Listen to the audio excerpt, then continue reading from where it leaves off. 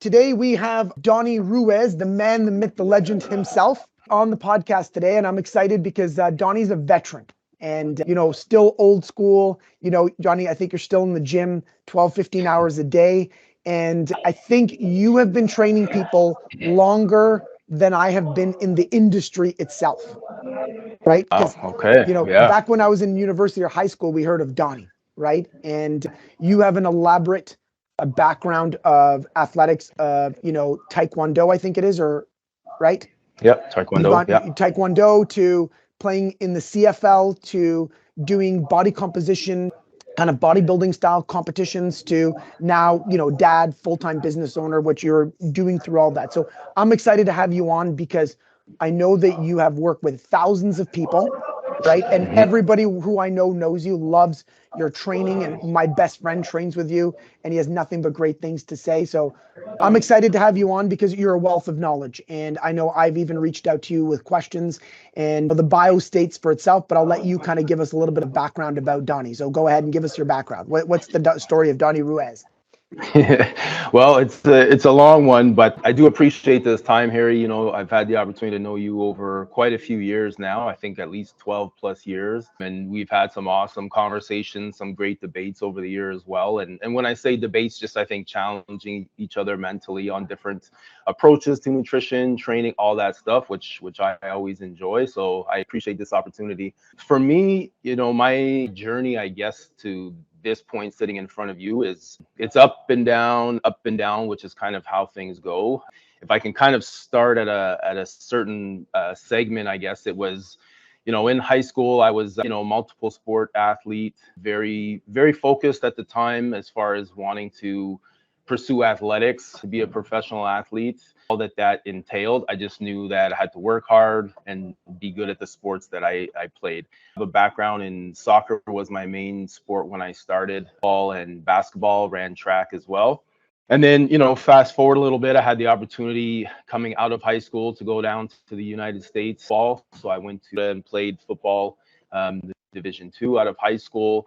That situation didn't really flourish the way I had anticipated and prepared for. I ended up transferring back to Canada to Wilfrid Laurier University. A 3-year career at Wilfrid Laurier University, relatively decorated career. I had the opportunity to actually went to the US as a tailback, transitioned when I came back to Canada as a defensive back. Not happy about the time, but it turned out to be a very, very good move for me. Through my university career, I had the opportunity I was a 3-time first team All-Canadian. I was a nominee for Defensive Player of the Year.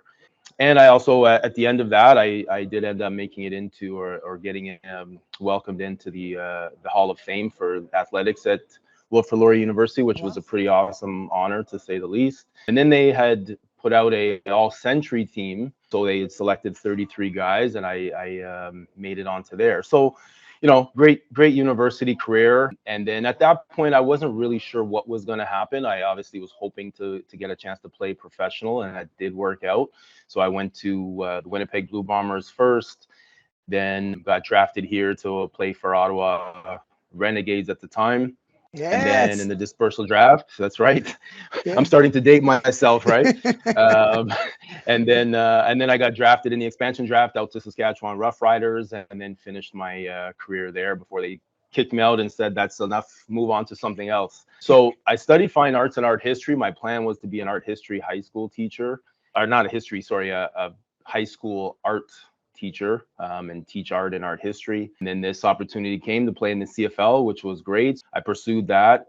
Had a great, professional career, nothing crazy, but I had a solid career. And then coming out of there was when I actually tore my ACL for the second time. I tore my other ACL for the second time. So and the reason I bring that up is that's what really ignited my interest in strength and conditioning and coaching. Battling through that, I had the opportunity to work, train under Lauren Goldenberg at the time, who was, pretty much the top guy, not just in Ottawa, but he was the guy. So I wanted to go to the best guy. I had the opportunity to train under him, rehab under him, and something just ignited in me as far as like, this is actually really what I want to do. So I started poking around with him a lot of questions on how to go about doing that. Had a great experience working with him. And then I started to, while I was still playing, that's when I started to underlie my next professional career move. And so I got my certification for training, and then I just started digging into what this whole thing was about. Yeah, so that's what started my strength and conditioning career. And then I started training people. As I look back on it now, I don't think I really knew what I was doing. I didn't do any stupid stuff, but I didn't fully know, what was entailed. So it took a lot of time and experience, a lot of reading and research into the background of understanding the theories and the underlying reasons as why you approach different training, nutrition, rest, recovery, like all of those kinds of things. And then I just fell in love with the whole concept, and that's what started things. As I transitioned out of football and started transitioning into strength and conditioning, I felt like my initial idea was I didn't want to be known as a coach that just played the sport. I actually wanted to really have an impact with being a coach first that happened to also play professional sports. That was important to me. My reputation or building my reputation really started at that point. Knowing that, I also wanted to challenge myself in other athletic areas. I continued to pursue my Taekwondo endeavors as well. That gave me a different experience, a different look at more of an individual sport rather than the team sport, which I did love. That was a whole different thing, which I did like. I embraced that as well, because that I liked the pressure of that being all on you as the individual. So that went really well. Had the opportunity to compete and have some success there. And then, just based off of a challenge from one of my friends, I then went into the bodybuilding and the fitness world, or the physique world, which was a complete change from training, nutrition, and just basically the routine. Now, I came from a background with football where it's extremely routine, extremely scheduled. But that's always, your coach or the managers laying out, this is where you are at 8 o'clock on this day at this time. This is what your schedule looks like. And now I had to go into something extremely routine and habit, the body composition, bodybuilding world. But that all fell on to me, as far as like you now, dictating what that's going to be like. So I wanted to go through some of those things, so I also understood what that took in order to get that final result that I felt would also help me with my diverse approach in coaching. All of those types of experiences. Then at the time, like I said, I was also working with different individuals. I didn't have a ton of athletes when I started, with a lot of personal training clients looking to, lose 10 pounds, increase muscle, some of those things. And when I say basic, I don't mean basic like elementary, but some of those standardized things of why people want to train. Which I felt really built up my experience, that where I'm at this point now, training with, multiple athletes, multiple levels, that I feel I can service those athletes in a much better way, because I come from a very diverse background. So I'm just going to walk through a couple things here. So you went from the CFL into Taekwondo. Mm-hmm. Now, you say it modestly, but how you went to world champions, right? And won, if I'm correct? Not world champions. I went to the Eastern Canadian Championships. Gotcha. Okay. Yeah, and I did win the gold medal there. I did a Can-Am competition, which I won as well. Yeah, I did have some success there.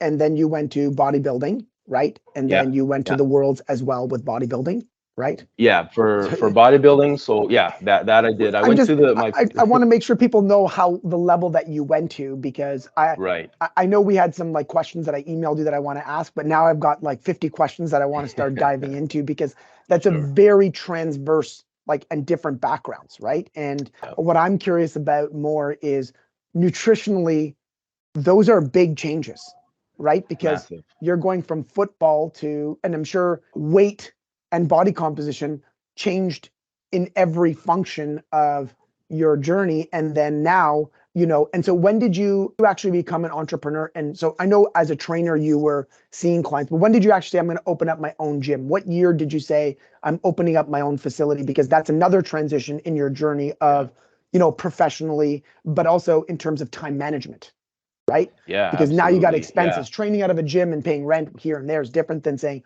okay, let's open up our own. So what year did you actually become like Donnie Ruiz Inc., where you're opening up your own shop here?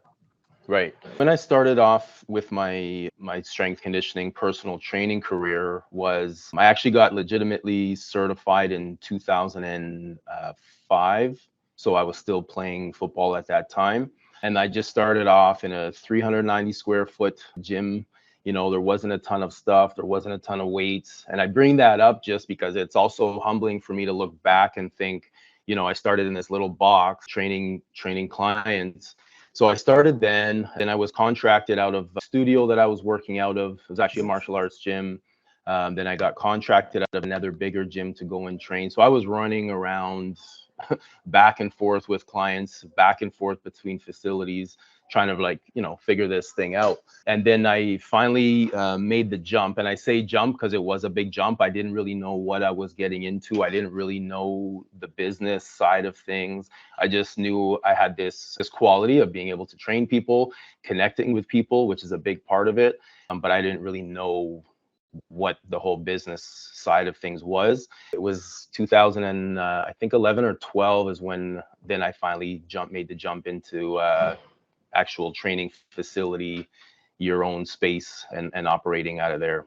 Yeah, so it's, you know, you're in there 12 years now, right? So I always say, I love asking questions to business owners that are over 7 years old, because you know the transition of what it takes to get to 7 years, the ups, the downs, and then all of a sudden you're like, okay, I'm making money. Now let's go all the way back into debt again and reinvest back into the, you know, it's like, it's Absolutely. like, you're like, okay, we're starting to make, okay, good. All right, let's just go back into debt again and reinvent ourselves. Yeah. So that's why I Yeah. love hearing those stories. Okay, so I got tons of questions here. So walk me through, and now you're a dad, right? And you're in Yep. the gym and you're training tons of like athletes. I want to start back to the diet, right? Because I'm Okay. very Yeah. interested in the diet. Okay, so you're playing football. Are you comfortable sharing with us your weight at that point? Because I'm sure there's different, the weight Yeah. that you were back when you're playing pro football to martial arts to body comp to where you are now, Yeah. there's a change here, right? There's a massive change and a significant change in my mental approach to those different types of demands for those sports. So when I was coming out of university, preparing to go into the pros, you know, I was probably around 212 pounds. Well, not probably. I was 212 pounds exactly when I came out of university to go to pros. Now, part of the reason I was that heavy, I played defensive back. I was, you know, trying to get an opportunity to go to the NFL. And so I looked at, you know, being a strong safety at the time. So I was trying to, you know, increase my muscle mass and be as heavy, and not as heavy, but, you know, as full as possible, as powerful and fast as possible. When that didn't happen, the CFL opportunity came. And as soon as I got there, the other defensive backs are like, you're too heavy, man. You're too big. Like, you got to lose weight. And I was like, you know, I was walking around at about 10% body fat at the time at 212 pounds. I mean, I was still fast. I could move well, but there's like the CFL, like you gotta cut weight. So I did not do it the correct way, because it was like day one, like you gotta lose weight. So I actually ended up through the season dropping down to about 195 pounds. Wow. And to to hammer home the point, I didn't do it the right way. I was getting knocked around on my butt a lot because I dropped it extremely fast with the knowledge or lack of knowledge that I had at the time. I just thought, well, I'll just cut my calories. I'll try to increase my basically everything incorrectly in order to do that while I'm at the professional level. So what So did your that diet, was, sorry, I don't mean to interrupt you. I want to, no, it's sorry. good. Okay, so walk me through Donnie at Laurier. What is he eating in a day? And because I want Yeah, to know what it was like. Then there was the Donnie 212. I want to know then what the Donnie 195 would eat, right? sure. So, Okay. what was a day in Donnie's world at Laurier? Because I got to hear this. This is athletic Yeah. nutrition Well, in the university level is like great to hear these stories of what you ate. yeah, it was horrible in the sense again, the amount of knowledge and the access to knowledge at the time was not great. Yeah. So, you're reading books, if we can believe that. I was reading books and magazines at the time, and we didn't have a nutrition coach or a nutrition program at Laurier at the time. Basically, what I was doing, I knew I had to have carbs, I knew I had to have high protein, and I knew that I didn't have money. So I literally would buy a bag of potatoes, and my friends will laugh at this because I mean I was trying to make a dollar stretch. So I would buy a bag of potatoes, I would buy a box of rice, that would be my carbs, like that was it. And I bought the cheapest, the most inexpensive cuts of meat. So I was eating out of a can, baby clams. I was eating liver, my two, and then yeah, and it was not fun, but that's what I knew had a high protein content, and it was a less expensive cut of meat. So Yeah.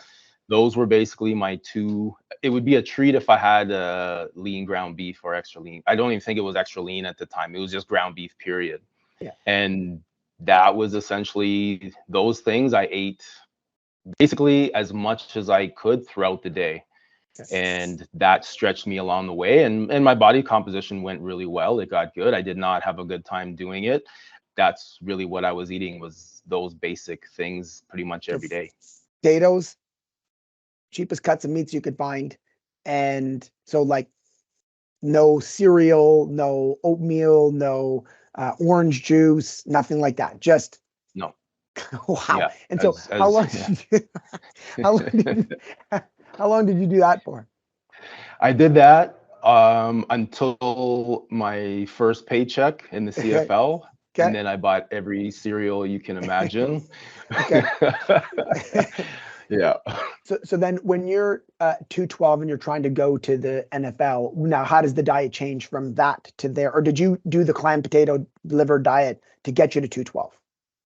Yeah, I did that to get me to 212, but to Okay. get me as lean as possible at 212. Now 212 wasn't my target. I just knew I had to put on more size. I had to get more powerful. So I was just trying to eat as much as possible. My training was extremely high at the time. I was Yeah. running track. I was, so I was, letting it rip in the weight room and on the field. And then I was just eating, I was looking in magazines at like what safeties and defensive backs were, you know what I mean? And I saw the numbers of 200, 205, so I just kept rolling. And then basically by the time my first CFL training camp came around, I was 212 pounds. And then, so how did the diet change for the first year in the CFL? So, because now you said you had to cut weight, right? So obviously you Yeah. had fun when you got your fake paycheck you got Yeah. into all that, but then obviously it's a job. So now the business side of the football career takes over. It's like, okay, you got to drop weight. What does the diet change? What did you change in your diet to drop? That's almost what, 15, 16 pounds, right? In Yeah. less than a 15, year. 16. So how did you do Yeah. that? So then what I started to do, I was fortunate to be in a professional locker room with other guys that, had a tenure playing, had experience. One guy, for example, was Tommy Europe, who I Yeah. was actually brought in to compete against. And, to this day, I always say I was very grateful to have a veteran pro like him take me under his wing, even though I was there to compete against him. But he started actually giving me information on training and on dieting and nutrition. So then I obviously could afford better quality cuts of meat, afford a little bit more of a diverse eating plan as well. Like I said, I started adding in more vegetables, so my fiber significantly increased. That's one Gotcha. thing I know for sure that really increased, that I started feeling a lot better. And then I was able to then structure my meals a little more reasonable throughout the day, and then started looking at, okay, here's what I'm going to have for breakfast. So now I started integrating in, oatmeal, eggs. I started implementing some shakes as well. So supplements Gotcha. started to become a big part of what I did. And I didn't really know anything about that before. So I started implementing supplements, vitamins, those kinds of things. So despite the body composition change and the weight loss, my overall performance actually increased significantly as well. And what it always boils down to, I felt a lot better. So the variety of nutrients coming in, you're able to improve strength to weight ratio and performance, and be able to pump things out at a higher level with the change in diet. So just give us like what a day would look like, what you would eat. I'm very interested. Like what, like wake up, what would you eat? Let's just walk through a day. Donnie in the CFL, losing 15 pounds in a season. Tell us a day of eating. What would it be? Okay. I love hearing these. So yeah. So my nutrition was very basic. I've actually always been a very basic eater. And so I would usually start with 2 cups of oatmeal, just plain. I would put some blueberries in there or some type of fruit, sometimes a banana, something like that. I would usually have 4 or 5 eggs at that time. I would have whole eggs at the time as well. So that would usually be my first meal.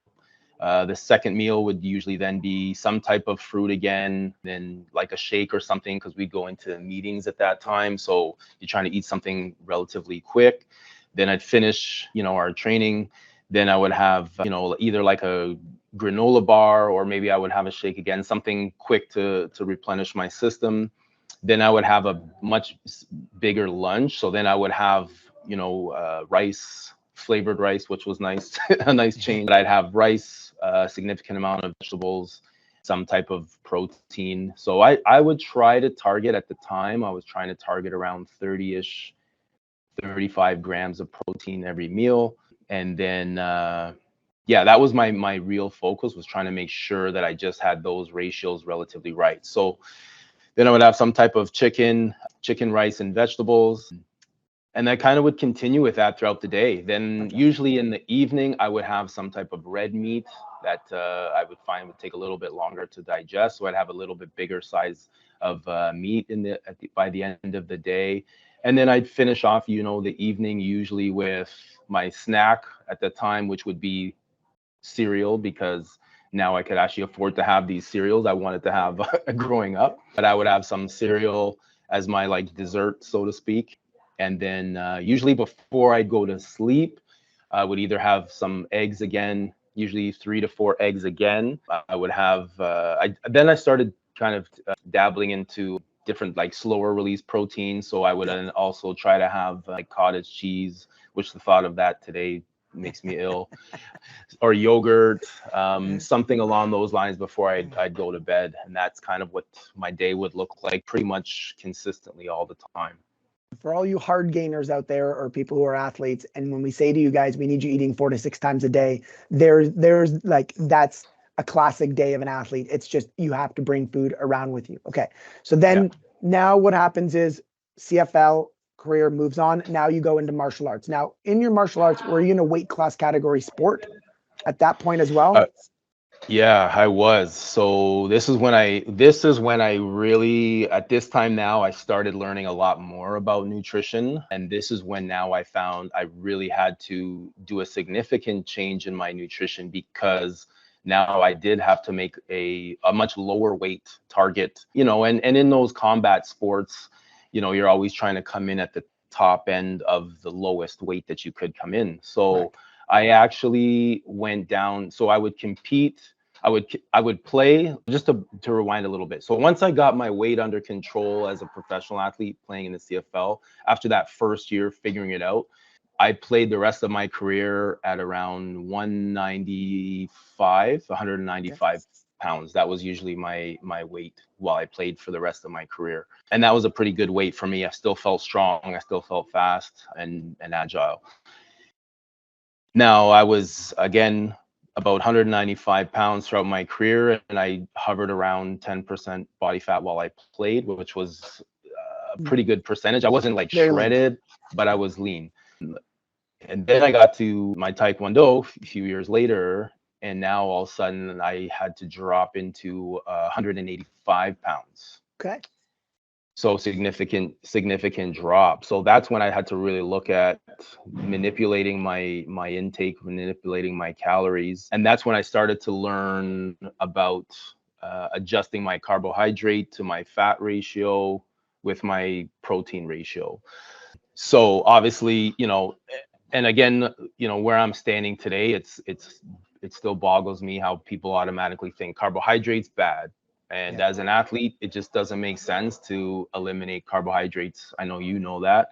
Yeah. When we've had that conversation over the years a ton. So, but it was a matter of me and my timing of my nutrients throughout the day is how I made the effective transition, the effective drop to 185 to still be able to go and perform, to still be able to be explosive and these kind of things that, you know, competing in Taekwondo required at the time. So there, my nutrition would change where I would go a little bit, I would go higher vegetables, Okay. moderate fat, kept my protein relatively high. I transitioned a lot more into fish, which I've always loved, but I ate a lot more fish. And then I would mix in, you know, white fish, for example, and like salmon, a little bit fattier type of fish. That worked really well for me. That worked really well for me. And that was also a way for me to also monitor my caloric intake to keep it in a ratio that worked for me to continuously drop my weight, but not lose muscle, which is a So, difficult thing. so I'm going to guess that probably throughout your CFL football career, you never really counted calories. You just manipulated food. Once you got Mhm. into martial arts, you probably had to start figuring out calories, because I always tell people, go hit a bag for 5 minutes and you'll see how gassed you are. Now implicate that into a fight scenario where you're Yeah, cutting weight a little bit, you're lacking of sleep, and the adrenaline's kicking in.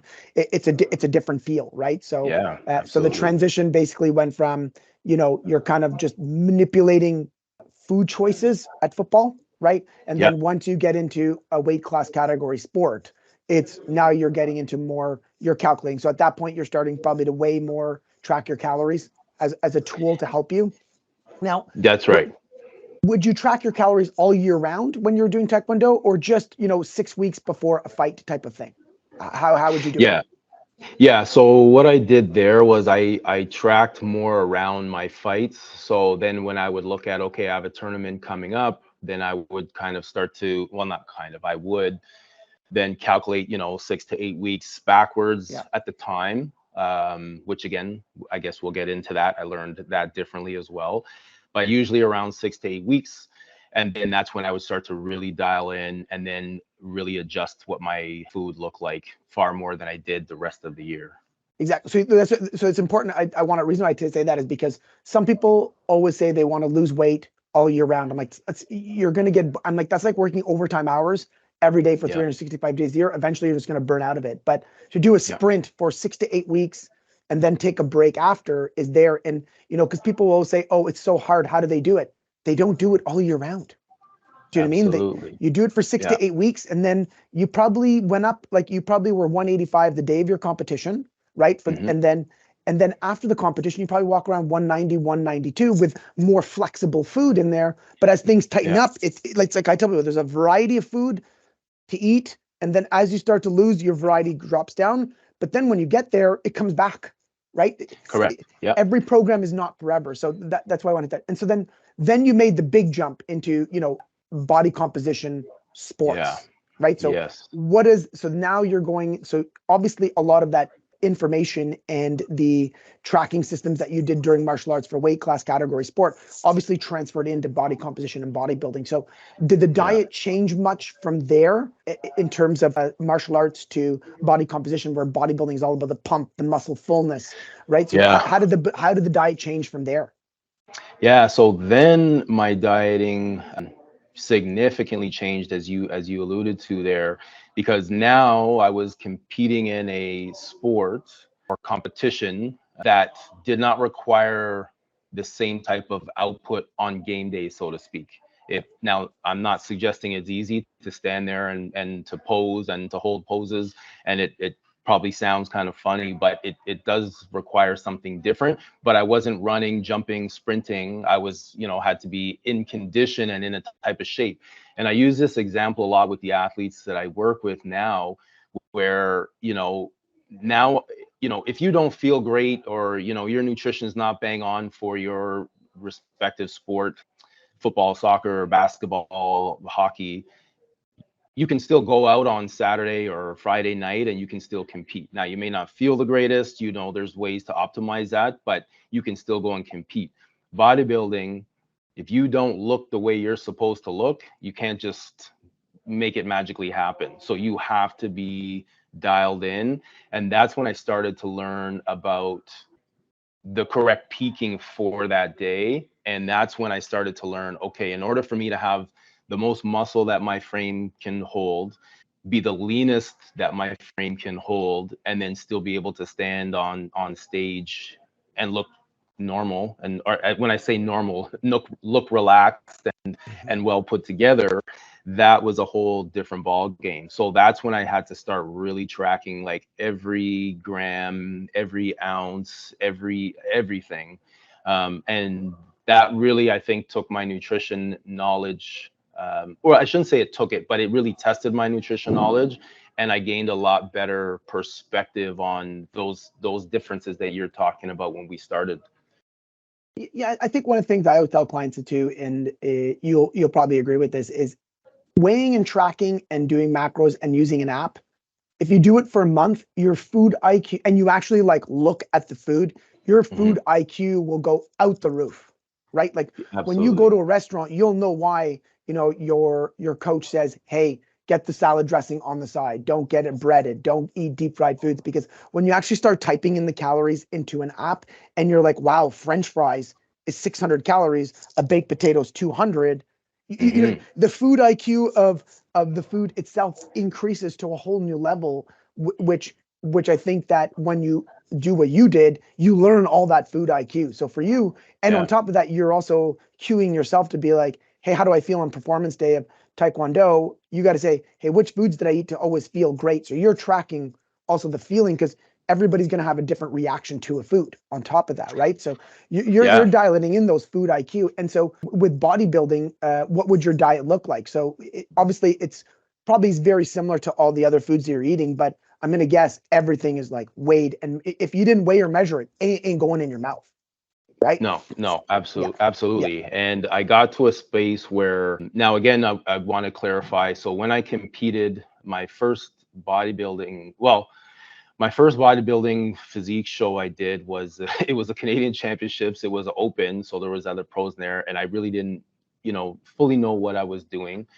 But I got down to 190 pounds. Now, what I started doing was I was trying to put on muscle leading into that. So I was reading muscle magazines. I was, on, muscular development on these websites, just listening to what these guys are doing. And the caveat there is I was also listening to these guys that were enhanced bodybuilders, which I've come to learn is it's a very different thing. And I'm not taking an ounce away from that. It's just a different thing. But as a natural bodybuilder, which is what I was, and I competed as. Now, mind you, my first show I did was it wasn't a natural show, but I went in as a natural athlete. Yeah. And I learned very quickly the difference.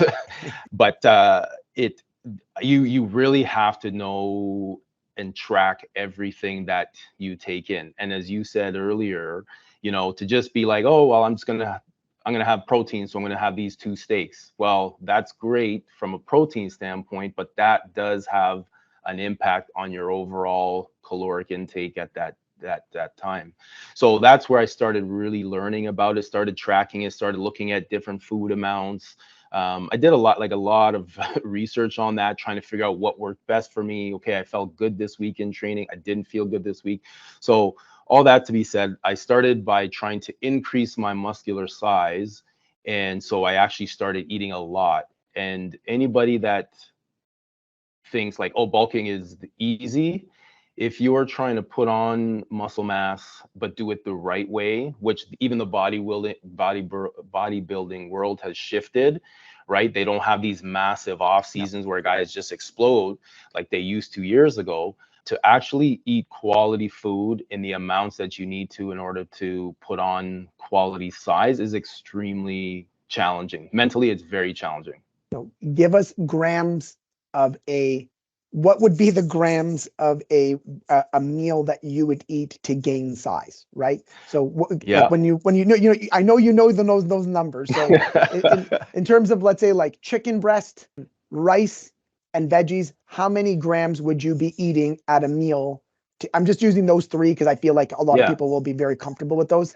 So what would you eat as a kind of like a bulk? Let's still go through 2. So bulking, and then what would you do leaning? right? Like, where you're, in the bodybuilding world where you're not lean, like let's say if you do a 12-week cycle towards a competition, I always see that between that 6-week marker to 4 weeks, that's where if a everyday general pop would be, they would look really good.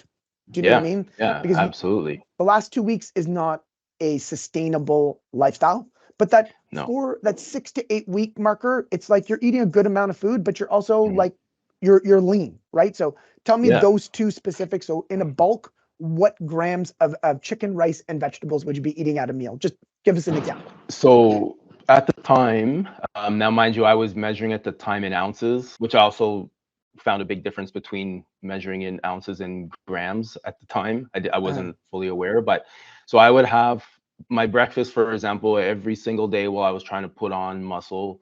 I had 12 ounces of pasta for breakfast, and then I would have 12 to 14 ounces of steak or ground beef. Yeah, and then I would have probably around another 80 to 100 ounces of like broccoli.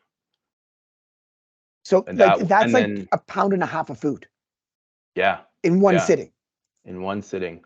I would measure my egg whites and my eggs in a cup, and I would usually have a cup of egg whites. Now again, as much as I was learning and aware, there's a lot I didn't know, obviously, because I was just looking at these, magazines, research papers, listening to guys talk. So I was just trying to do what they did. And I didn't have a coach at the time. I didn't have somebody like yourself guiding me through this process, which would have been more efficient for sure. But I'm also thankful that I did it that way because I felt like 100%. I learned a lot.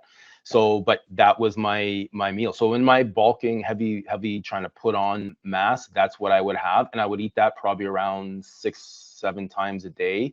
I mean, I would be sitting there eating for like an hour because you're sweating. Now my schedule, like, I mean, I would have a cup of egg whites I would pour into the pan and I would just, mix it around and then wait. And then I would be sitting there and I would be, eating tuna out of a can because again, right, the amount of food that you're eating, it also costs money. And I would just be like pounding it and I would just be sitting there eating and I'd be like trying to take my water, like chewing on the tuna, swallow it down. Like it was not a fun time, but I love the fact that I went through that. And then what would be like a medium, like 6 to 8 weeks out? What would a serving size look like? Because I think that's where more of like the general pop should be looking at portions, right? If they're working out 6-7 days a week or they're active, that 6 to 8 week is probably a good portion for the average person to eat. So what would that look like? So then by the time I got to about 6 to 8 weeks out, because I would start my prep at the time around 12 to 16 weeks. And I say that because I did multiple different preps, and looking back on it now, the longer prep was the better way to do it. And with the clients that I work with now, I try to expand that prep time so that it's not this dramatic overnight either increase or decrease. But at the time, once I got to around that 6 to 8 weeks, I would say a lot of my ounces of those portions would probably drop in half. Half. Okay, so you're probably about 7 ounces of carbs, 7 ounces of protein, and 6 to 7 ounces of vegetables, right? Yeah. So okay, that's about right. That seems right. And you're probably working out twice a day at that point, right? You're lifting weights and doing some conditioning work to go with that. So probably overall exercise time would probably 45-minute workout in the gym, an hour and a half lifting weights. Yeah, about by the time from walking in to walking out, about an hour and a half. Okay. And then cardio on top of that? And so what would that cardio be? Would it be walking? Would it be HIIT? What would you be doing? And how many minutes on average? So the cardio would be dictated by how I looked at the time as well. Gotcha. So and then I also learned a lot about cardio as well because I was used to doing a lot of high intensity conditioning in my past athletic endeavors, and that's when I started to I say learn because again, there's, as you know, these are all sliding scale things, but the way that I looked probably the best on stage was when my cardio or my conditioning was actually doing some walks, I did a lot more steady state at that time. Now part of the reason was because I was in good condition at the appropriate time. So I wasn't killing myself. So let's say 30 minutes of walking a day, 30 minutes 3 times a week. What would you say? I would say at the time I was probably doing it probably 4 times a week at the time. And I was on target. I was on track. Now, there was one show I did where I was behind schedule. So I had to increase, well, I shouldn't say I had to. I made the decision to increase my cardio a little bit more, a little bit shorter duration, but a little bit higher intensity. So, and that changed things a little bit. Okay. And then now let's fast forward. So you're done the body composition world. Now you're full-time strength coach, mentor, dad. So what does Donnie's diet look like today? How does it look? Does it look very different? It doesn't sound like the food options are going to be very different, right? But what is the style of eating? Is it 3 meals a day? Is it 4 meals a day? Is it 2 meals a day? Is it 2 meals and a snack? Because let's kind of give people a picture of your day. So you're probably in the gym at what? You're there early, right?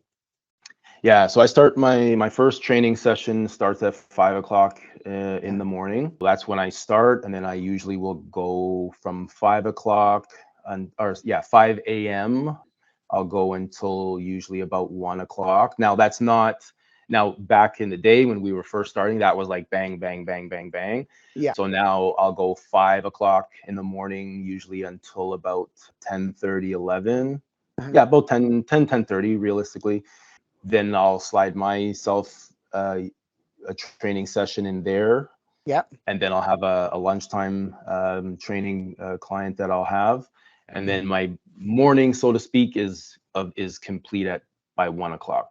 Gotcha. And then when does the second shift start? And then I have some time off, do other things. And then my second shift, so to speak, or my afternoon, evening, usually starts around 4:30, 5 o'clock. And then it'll go, well, right now, because I have my high school program running in the evening. So I run until about 8:30 in the evening most days. So how do you eat in that day? Because I think people got to understand, because a lot of people will say, oh, I'm just so busy and this and that. And so I'd like to show people what other people are doing, because you've got dad, you've got people working for you. You've got probably, 50 people coming through that area when you're dealing with your groups, different emotions coming at you. So what does Donnie eat in a day now? What does his style of eating look like? Does he still weigh? Does he still just kind of give us a breakdown? So how many meals do you eat in a day on average? Now, on average, I usually eat around 4 to 5 meals a day still. Okay, gotcha. And is that shake or is that all in whole food?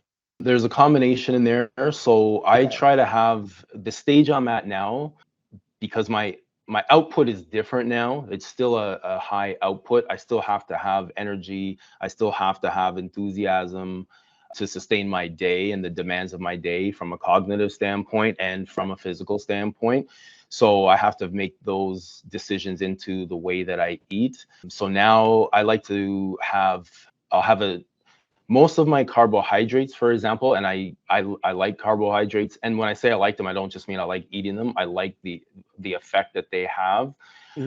I try to have those around my training session, my workouts. Well, I just exercise now. But I like to have. So just so I can just walk back. So you do 4 to 5 meals a day, and then so then you eat carbs. What you're saying is around your workouts, a majority of them. Okay. Yeah. So then are you weighing your food, or are you not weighing your food anymore? To be honest with you, I'm not weighing my food on a scale currently. I go through times of the year where I'll do that. I do feel like over the amount of years that I have a relatively good eye as far as gauging approximations. Now, that being said, if it's something where I want to tighten myself up a little bit, then I'll go on to the scale to make sure I'm a little bit more precise with it. If I feel like I'm getting a little bit, out of my weight or body composition of how I look, so that will dictate things a little bit. But for the most part, I do have the ability to kind of eyeball, and I'm not precise. It's not perfect. I want to be clear on that, but I have a pretty good idea of where I'm at. But also, if we reverse that, you did your 10,000 meals that you weighed and measured, right? And I think that because a lot of our clients will say to us, oh, I did it for a couple of weeks and I know it. I'm like, No, even No. until you've done you and I both know, until you've done your 10,000 meals, like you're going to be off by 10, 15%. And at the end of the day, whether that's peanut butter, olive oil, or chicken thighs, at the end of the week, that makes up a huge difference in your body composition, right? So for you, you've done your Absolutely. 10,000 meals where you're like, hey, I'm a pro and I still spot check, right? Yeah, yeah, absolutely. This is again just my perspective. Protein is probably the easier one to gauge visually with the experience and years that I have. Carbohydrates is close.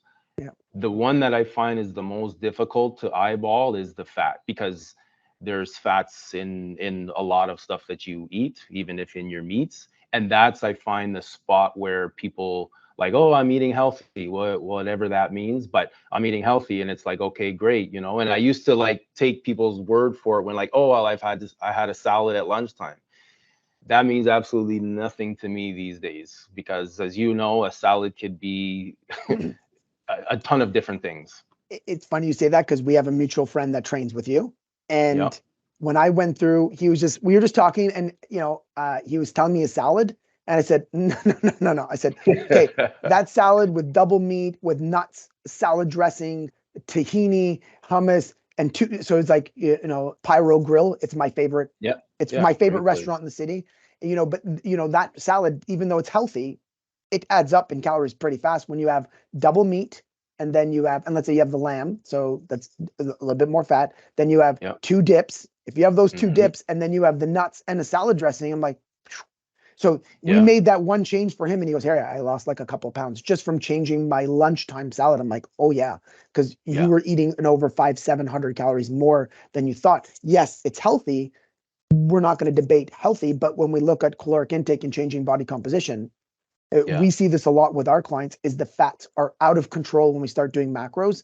They're eating Yeah. 120, 130 grams of fat per day, and they don't even realize it, right? So Yeah. it's very important. That's a really good thing that you mentioned, that fats really are, and I'm not demonizing fats. I just think that people No, overeat them way more than we need to when it absolutely. comes to body composition.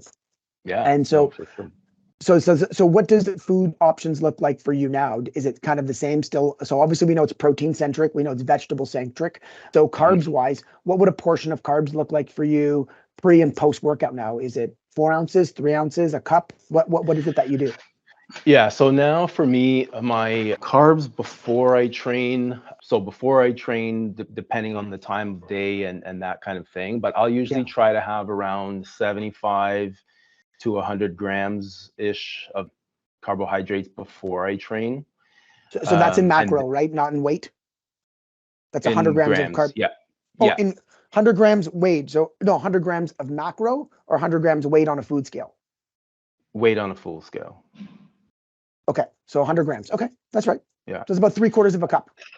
Yeah, exactly. Okay. Yeah. Okay. Gotcha. Okay. Check. And then and for me, that works really well before I train. And then while I'm training, I'll usually try to have some type of carbs while I train as well. I'll usually drink those if I'm in the stage where I'll have like a carbohydrate supplement, or I'll put some orange juice, mix it in with my water, something really simple and basic.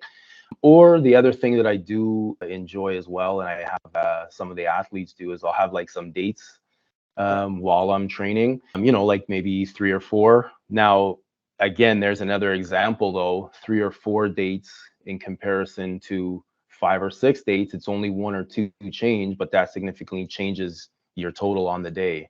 And then what I'll do is, and then I try to have a more significant amount of carbohydrates after I train. So then I'm getting around maybe 100, 150, something like that. Yeah. And then I like to personally, and it works well for me, and then I like to have another decent portion of carbohydrates in my last meal of the day before bed. So like a 150 again, or yeah. Yeah, in that ballpark, depending on how Okay, the so day you're went. eating about a pound of carbs per day, right? Like of cooked rice, it'd be like Yeah. 400-ish in that range, give or take. Yeah. That's about right. We see that with your activity levels. Now, remember, you're also on your feet Yeah. all day long. right? Like, Well, yeah, you know, and exactly, and that's an important piece to put in. Although no, I'm definitely my output. I'm not a professional athlete anymore. I'm not running. I'm not training like crazy all day. But my output is high. My energy levels have to be high. My cognitive function has to be high, and I find those have a big impact on that. So that's kind of how my basic day operates for me. awesome. Awesome. Okay. Well, this has been a longer podcast than we usually have, but you have all these transitions that I feel like a lot of people will relate to, right? Because they were athletes and they're learning their transitions. And it's really nice to hear how your transition from being a, high impact collision sport, how that changed to now going into martial arts, which is a solo sport weight category, to body composition, which is like the extreme version of like eating to an extent, because every gram counts, to like the entrepreneur guy who works 70, 80 hours a week, making the world a better place to figuring out the food that he eats. So I just have my one last question, and they're very fast, but what are 3 things that Donnie does for his health every day that is a non-negotiable? He does not go a day on a bad day, good day. He's doing this no matter what. What are those 3 things? Yeah. Number one thing for me that is a non-negotiable is my hydration. My hydration is it's the one that if I have a day where I'm off or just a busy, like that's something that I really can feel that impact on. So that's something I like to start my day. I don't really drink a lot of other things. Water's, the biggest one that I do drink. My hydration is the number one thing for me every single day. Like I start my day, I try to get a good amount of water in to start my day, and my day does start early. So I like to do that. I like to put a little bit of salt in my water throughout the day as well, and I find that really helps. And then that way, I feel hydrated. I feel like my body functions at its best when I'm hydrated. The second one is intention walking, and the reason I attach intention to it, because although I have a dog now, and there's a difference between walking with intention, I find, and just kind of sauntering around, right? So I do my intention walking every day, and simply by intention I just mean I'm walking with purpose. Like I'm going to try to get myself at a certain pace, and I want to try to maintain that pace. Now, I'm not out sprinting past anybody when I'm walking, but I'm walking with a consistent output for that duration. I like to usually do around 30 to 45 minutes at least once a day. Try to squeeze that in. And then on that walk, what I like to do, and this is every single day, I'll do some push-ups and I'll do some body weight squats every single day, no matter the temperature, no matter the weather, no matter what. Like that's every single day.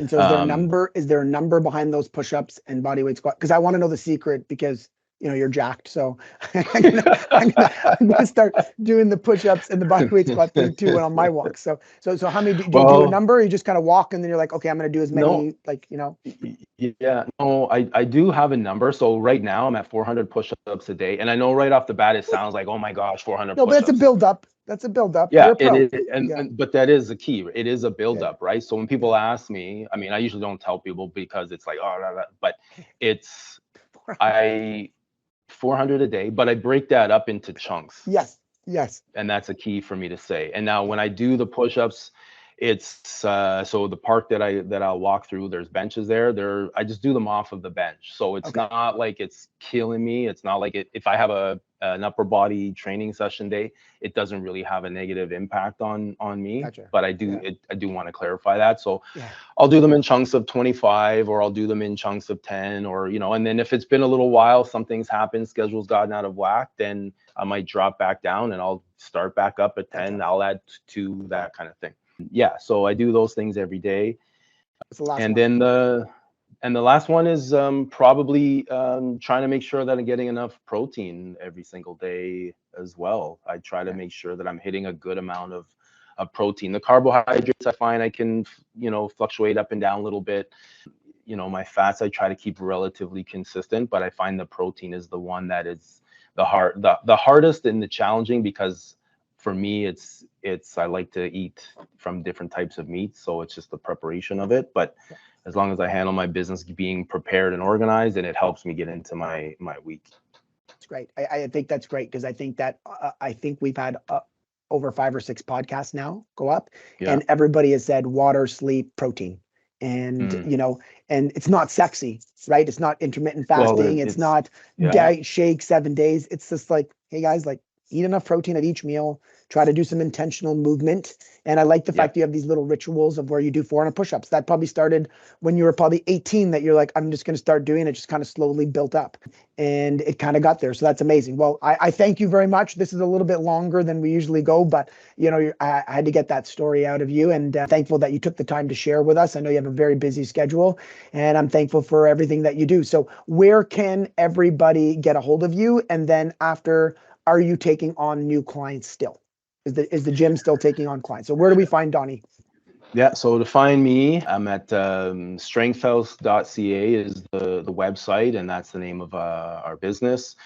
On Instagram, I'm at my name, Donnie Ruiz SH for Strength House. Those are probably the two most simple ways to find me. As far as clients right now, I do have a little bit of room right now for a couple more clients, but we are pretty full with our programming, and our high school programs are all in full go once we start back on January 8th. So yeah, I mean, I'm here, and I have other coaches on board as well that are amazing coaches that can also help out with things too. So in terms of Strength House, you guys are taking on clients though? Yeah, we still are. Yeah. Okay, good. That's great. Well, like I say, I sent my best friend to you, and I knew you guys would be a great fit. He has nothing but great things to say. And obviously we've had other partners that we've done work with you guys as well. And again, I have nothing great to say. OG in the gym, me and you have those like Instagram talks about how, you're the guy. You're the guy who's in the gym, not on Instagram every minute of the day. You are with the client in the trenches. And I love those kind of coaches, because they just have so much insight and so much they see and do, and they're just a wealth of knowledge. So I appreciate you taking the time to share your personal journey throughout nutrition with us. Sorry, I kind of got sideways with some of the questions, but I just felt like that story was just really great. So I really appreciate that. That's good. Yeah, well, I thank you, Harry. I appreciate it. I love what you're doing, man, and keep having your positive impact on the community. And like I said, I look forward to our next conversation. 100%. Thank you. All right, thank you. Bye-bye.